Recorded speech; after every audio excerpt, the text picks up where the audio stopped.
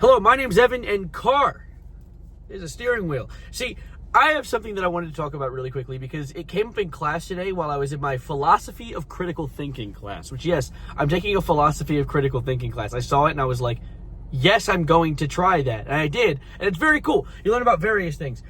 Things like types of arguments, ad hominems, the shit you'd see in a Twitter comment section, which is unfortunate. But there's something that came up in conversation today about addiction.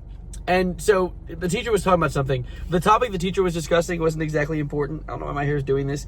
But he mentioned how people can be genetically predisposed to be more likely to get addicted to things. And a kid in the class went, huh?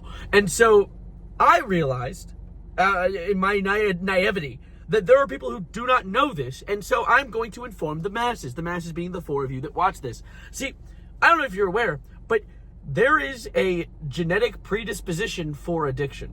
And I have a friend recently, Lauren. I'm going to tell this story because I believe that she's cool with me telling this. If I'm not, then Lauren, you can yell at me. You can hit me with baseball bats if you feel like it.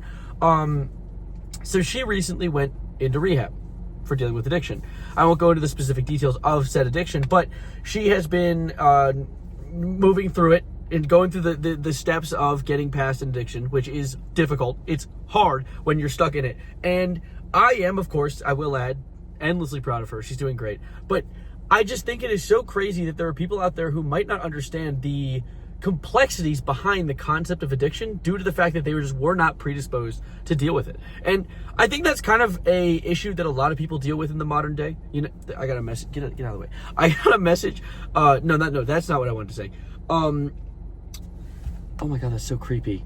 God, my neighbor's yard has a bunch of like knickknacks, paddywhacks, and gives the dogs the bones in them. And there's like a dog that looks like a real dog, but it's not a real dog. It's made of rock and stone. And I thought it was a real dog sitting outside my window because I'm waiting to go to my house. But I wanted to record this video here so I didn't do another Evan Robe video. But anyways, to get back to what I'm saying. One of the issues that I think plagues humanity into the modern day is the fact that a lot of people don't necessarily know what's going on in someone else's head. It sounds like the trailer to Inside Out. That's not what's important. Shut up. You're getting off track. Truck. What's going on? But I think that a lot of people necessarily can't exactly lock into empathy with other people when they don't understand why people are dealing with what they're dealing with. And so when someone doesn't understand that there is a genetic predisposition to addiction, when they hear people are addicted, they're like, why are you addicted? Just stop using it. When they don't realize, like, there is so many mental factors. And the thing is, even I, as someone who does not have that genetic predisposition, cannot fully explain it. It's hard to explain. And so I thought it was very interesting to essentially throw out the idea and something to keep in mind for all of you watching this, the four of you. Think a little bit before you make a call, before you make a judgment call about someone, because of the fact that there's a lot of things going on, a lot of confounding variables going on behind the scenes within various people's brains that might account for why people are acting a certain way, which is why I like to give people a benefit of the doubt in a different variation of the situation. When people are hateful in online or in spaces, like you see it, all right? Like you even see people getting racist, homophobic. It sucks. Those people stink and smell and balls. They smell like smegma. What the fuck am I saying? Oh, I'm sorry. It's really late. I don't know why I'm recording this late. Probably because I forgot to record. That would make sense. But I like almost considered ending the video after the smegma joke because of just how horribly unfunny that was. But instead, I'm going to explain that I didn't end the video and continue onwards. But I think it's like so many people don't account for this. What was I saying? God damn, give me a second. Hateful bitches. They stink and they smell. That's the smegma thing. See, now it's all coming together.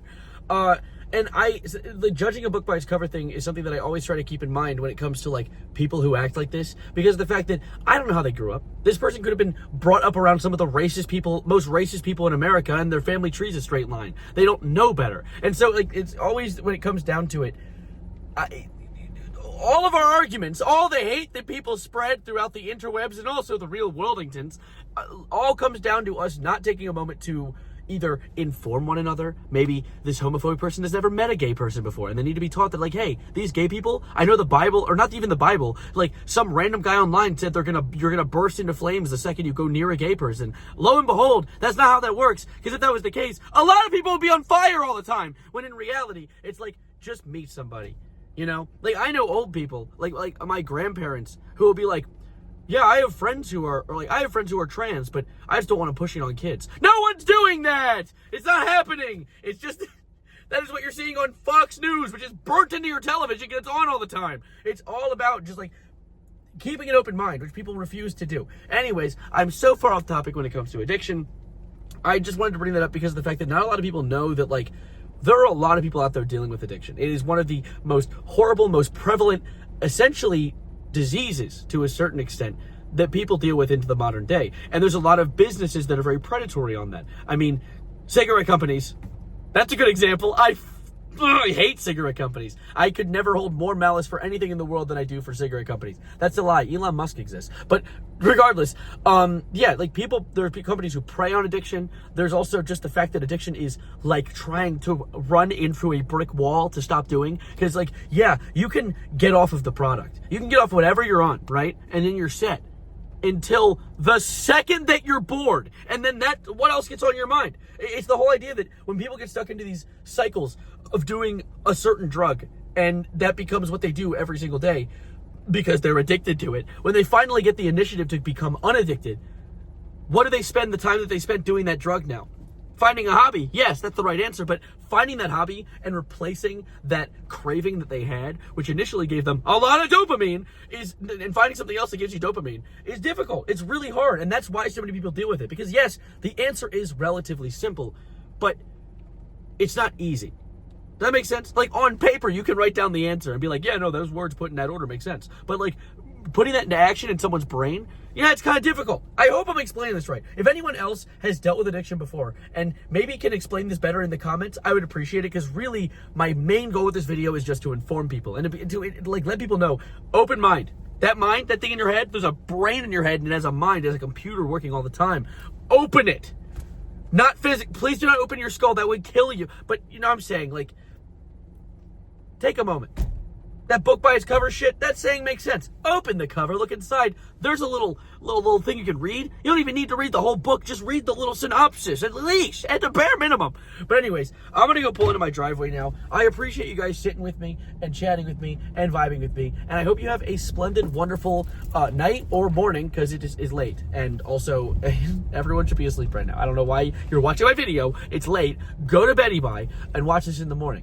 Anyways, you guys have been outstanding. I hope you have a wonderful time. I'll see you tomorrow with hopefully a vlog. I'm going to a show, so that might be fun. But anyways, thank you. My name is Evan. My car is going to be parked in 3, 2, 1, and goodbye.